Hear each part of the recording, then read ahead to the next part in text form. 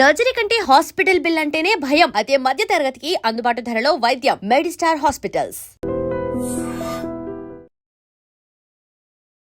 నమస్తే, welcome to healthy conversations with IT media.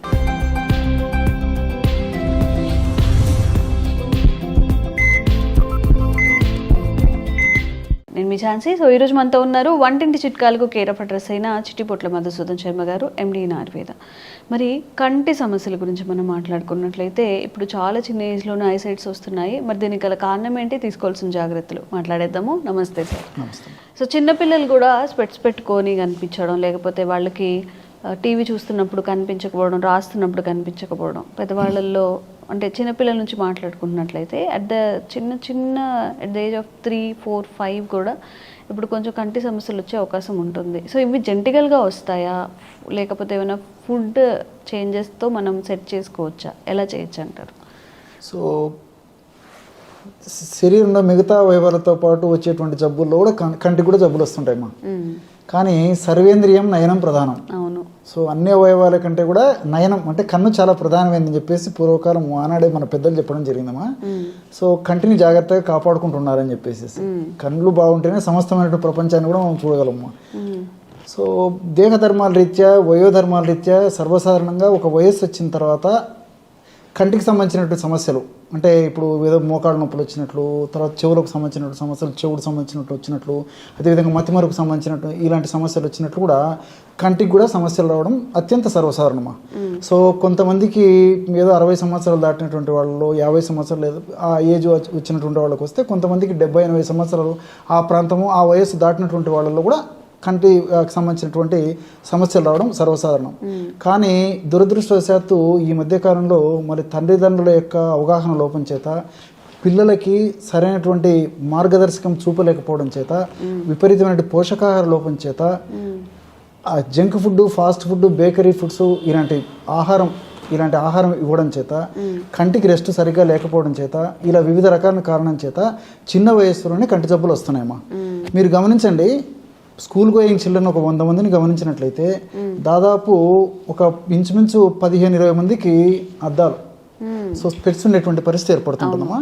So ఇవన్నీ చెప్పేసరికి చాలా మందికి సందేహం వస్తుంటుంది, మరి డాక్టర్ గారు కూడా స్పెట్స్ వాడుతున్నారు కదా, డాక్టర్ గారు ఏదైనా మందు వాడుకొని ఆ సమస్య లేకుండా చేసుకోవచ్చు కదా అని చెప్పేసి కూడా కొంతమంది అంటుంటామా. సో నాకు ఈ నాలెడ్జ్ వచ్చేసరికి కాలం గడిచిపోయింది. సో ఇవన్నీ తెలుసుకునేసరికి నాకు దాదాపు 40-50 ఏళ్ళు వచ్చినాయమ్మా.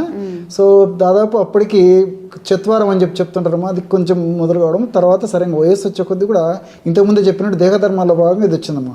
ముందు జాగ్రత్తలు తీసుకొని నాకు కూడా చిన్నప్పటి నుంచి వీటి మీద అవగాహన ఉంటే ఇంకో 10-15 సంవత్సరాల పాటు అద్దాలు లేకుండా గడపగలిగింది వాడినేమో.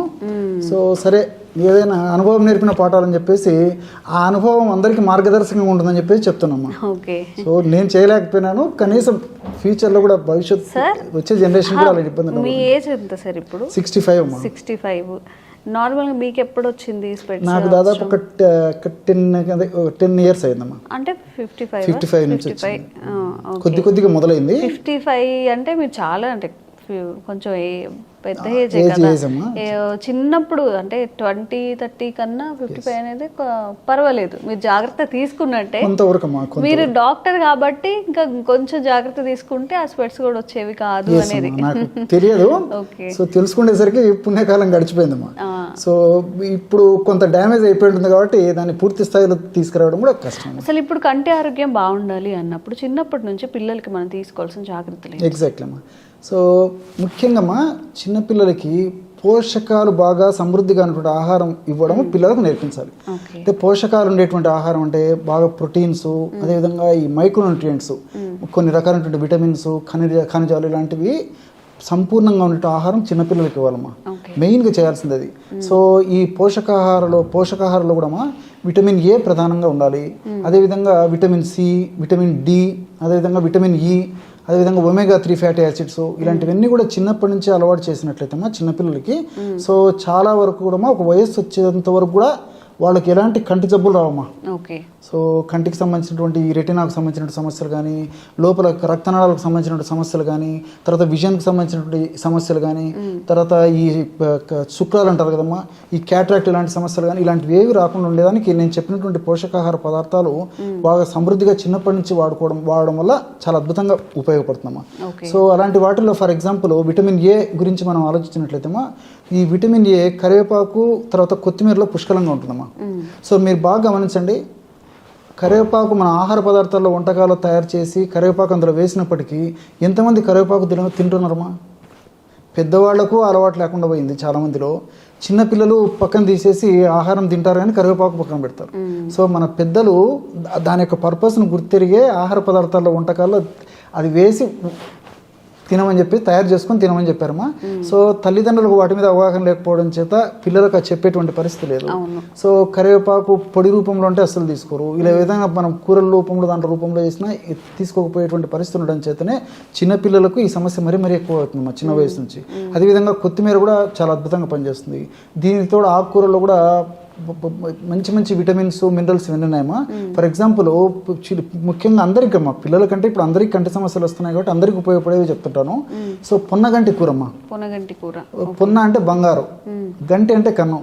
సో కంటి సమస్యల్లో బంగారం లాగా పనిచేస్తుంది కాబట్టి దాన్ని పొన్నగంటి కూర అంటారమ్మా. చాలా మందికి తెలియదు. పొన్నగంటి కూర వాడేటువంటి వాళ్ళు ఎంతమంది ఉన్నారమ్మా? అది తెచ్చుకోవాలి, తుంచుకోవాలి, ఆకులు విడదీసుకోవాలి, తయారు చేసుకోవాలంటే మరి మహిళలకు ఓపికలు తగ్గిపోయాయి, తయారు చేసుకోవడానికి ఓపికలు తగ్గిపోయాయి. సో చేసి పెట్టేటువంటి పరిస్థితులు కూడా చాలా కుటుంబాలు లేకపోవడం చేతనే ఇలాంటి సమస్యలు వస్తున్నాయమ్మా. సో మెంతాకు కానీ, పున్నగంటాకు కానీ, తర్వాత ఈ తోటకూర కానీ, అదేవిధంగా కొత్తిమీర కానీ, కరివేపాకు కానీ, ఇలాంటివన్నీ ఆహార పదార్థాల్లో వంటకాల తయారీలో పుష్కలంగా వాడుకోవడం వల్ల చాలా అద్భుతమైన ఫలితాలు కలుగుతాయమ్మా. దీంతోపాటు విటమిన్ సి మనకు దేహంలో ఎక్కువ రోజు నిల్వ ఉండదమ్మా. ఏ రోజుకి ఆ రోజు అయిపోయి దాని పాత్ర. సో ప్రతిరోజు మన దేహానికి విటమిన్ సి అందిస్తుండాలి. సో విటమిన్ సి దేహానికి ప్రతిరోజు అందిస్తుండారంటే కనీసము రోజు ఒక జామకాయను తింటా ఉండాలి. పుష్కలంగా విటమిన్ ఈ ఉంటుందమ్మా, విటమిన్ సి ఉంటుంది. సో లేకపోతే కనీసం ఒక నిమ్మరసం అన్న తీసుకుంటున్నాడమ్మా, లేకపోతే ఉసిరికతో తయారు చేసినటువంటి ఏదో ఒక పదార్థం అన్న తీసుకుంటున్నాడు. కంపల్సరీగా తీసుకోవాలమ్మా. చాలా మందికి తెలియదమ్మా. సో విటమిన్ సి వ్యాధి నిరోధక శక్తిని పెంపొందింపజేసేటువంటి వాటిలో అద్భుతంగా పనిచేస్తుంది. అంతేకాకుండా కంట్లో ఉన్నటువంటి కణాలు కణజాలాలు దెబ్బతినకుండా, అందులో కంట్లో ఇన్ఫర్మేషన్ అంటే వాపు ప్రక్రియ జరగకుండా, కంటికి సంబంధించినటువంటి అనారోగ్యాలు కలగకుండా ఉండేందుకు ఈ విటమిన్ సి చాలా అద్భుతంగా పనిచేస్తుందమ్మా. సో ఈ రోజుల్లో మరి ఆ విటమిన్ సి రెగ్యులర్గా తీసుకునేటువంటి వాళ్ళు మనం లైట్ వేసి వెతుకున్నా కనపడరమ్మా. సో ఎప్పుడో ఒకసారి తీసుకుంటారు, ఆ సందర్భం వచ్చినప్పుడు తీసుకునేటువంటి పరిస్థితి, కానీ విటమిన్ సి ఉండేటువంటి ఆహారాలు రెగ్యులర్గా తీసుకునేటువంటి పరిస్థితి లేదు. సో నేను చెప్పినట్టు కనీసం జామకాయ కానీ, లేకపోతే కొన్ని సిట్రస్ ఫ్రూట్స్ కానీ, లేకపోతే నేను చెప్పినట్లు ఈ ఉసిరిక కానీ ఏదో ఒక రూపంలో ఈ ఉసిరిక తీసుకోవడం మంచిదమ్మా. విటమిన్ సి ఉసిరిక కొంతమందికి తీసుకోలేకపోవచ్చు, కొంతమంది తీసుకోగలవచ్చు, ఎలాగైనా పర్లేదు విటమిన్ సి తీసుకోవాలి. అదేవిధంగా విటమిన్ డి కూడా కంటికి చాలా చాలా మంచిదమ్మా. సో విటమిన్ డి అనేసరికి నాటు ఆవు జున్ను పాలు అద్భుతంగా వారానికి ఒకసారిగిన వాళ్ళు తీసుకోగలిగితే చాలా అద్భుతంగా ఉంటుంది. పుట్టగొడుగులు కూడా బాగా పనిచేస్తాయి. ఈ రోజుల్లో నాటు ఆవు పాలు దుర్భరము, పుట్టగొడుగులు అనేసరికి ఎంత క్వాలిటీ పుట్టగొడుగులు మనకు దొరకవు. సో తప్పని పరిస్థితుల్లో మరి సూర్యరశ్మి యొక్క ప్రభావంకైనా మనం ఉండాలి, అంటే సూర్యకిరణాలు పడేటట్లు ఉండాలమ్మా. అది లేని పక్షంలో మరి సప్లిమెంట్స్ తీసుకోవడం మంచిది, ఏదో ఒక రూపంలో దాన్ని భర్తీ చేసుకోవడం మంచిది. కానీ డి విటమిన్ లోపం వల్ల కూడా వయస్సు వచ్చే కొద్దీ కంటి జబ్బులు వస్తుంటాయమ్మా. అదేవిధంగా ఈ విటమిన్ కూడా కంటికి చాలా మంచిదమ్మా. సో ఈ పిగ్మెంట్ లోపల కణాలు దెబ్బతినకుండా ఉండేందుకు, అదేవిధంగా రెటినా దెబ్బతినకుండా ఉండేందుకు, అదేవిధంగా రాడ్స్ అండ్ కోన్స్ అని చెప్పేసి ఉంటాయమ్మా మనకు దృష్టిని కలుగజేసేందుకు ఉపయోగపడేటువంటివన్నీ. సో ఇవన్నీ కూడా ఆరోగ్యంగా చైతన్యవంతంగా తమ పనులు తాము నిర్వర్తించేందుకు ఈ విటమిన్ కూడా చక్కగా ఉపయోగపడుతుంది. సో అదేవిధంగా ఒమేగా-3 ఫ్యాటీ యాసిడ్స్, ఈ ఒమేగా-3 ఫ్యాటీ యాసిడ్స్ కూడా కంటి జబ్బులు రాకుండా ఉండేందుకు యాంటీ ఆక్సిడెంట్గా పనిచేయడమే కాకుండా కంటిలో ఉన్నటువంటి అనారోగ్యాలను తొలగించేందుకు, వచ్చినటువంటి కంటి జబ్బులు త్వరగా తగ్గేందుకు కూడా ఒమేగా-3 ఫ్యాటీ యాసిడ్స్ ఉపయోగపడతాయమ్మా. ఈ ఒమేగా-3 ఫ్యాటీ యాసిడ్స్ అంటే వాల్నట్స్లో ఒమేగా-3 ఫ్యాటీ యాసిడ్స్ పుష్కలంగా ఉన్నాయి. అదేవిధంగా ఈ యొక్క ఫ్లాక్స్ సీడ్స్ అమ్మా, ఫ్లాక్స్ సీడ్స్ కూడా అవిసె గింజల్లో కూడా ఒమేగా-3 ఫ్యాటీ యాసిడ్స్ ఎక్కువగా ఉన్నాయి. సో ఇలాంటివి కూడా ఆహారంలో తరచుగా తీసుకోవడం వల్ల ఈ కంటి అనారోగ్య సమస్య నుంచి చాలా దూరంగా ఉండొచ్చు. ఓకే సార్, ఇప్పుడు నార్మల్గా మీరు చెప్పినవన్నీ కూడా డైలీ తినాలి అంటే కుదరకపోవచ్చు, కానీ ఏదన్నా రెమెడీ ఉందా డైలీ పిల్లలకి ఆహారంలో రెడీమేడ్గా చేసి పెట్టేది కానీ లేకపోతే టాబ్లెట్ రూపంలో కానీ అలాగా? మంచి ఒక పౌడర్ చెప్తానమ్మా, టేస్టీగా ఉంటుంది, సువాసన భరితంగా ఉంటుంది. ఓకే. చిన్నపిల్లల నుంచి పెద్దల వరకు అందరూ వాడుకోవచ్చమ్మా. 100 grams బాదం పప్పులని వేయించేసేసి పౌడర్ తయారు చేయడమ్మా. 100 grams బాదం పప్పు పౌడర్లో 25 grams కరివేపాకు పొడి, 25 grams ఉసిరిక పొడి, 5 grams ఇలాచి పొడి. ఓకే. చాలా బాగుంటుందమ్మా.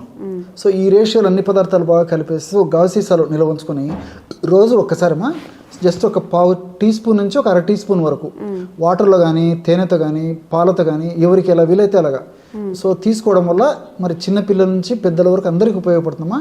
చిన్నపిల్లలు అయితే పావు టీ స్పూన్ సరిపోతుంది.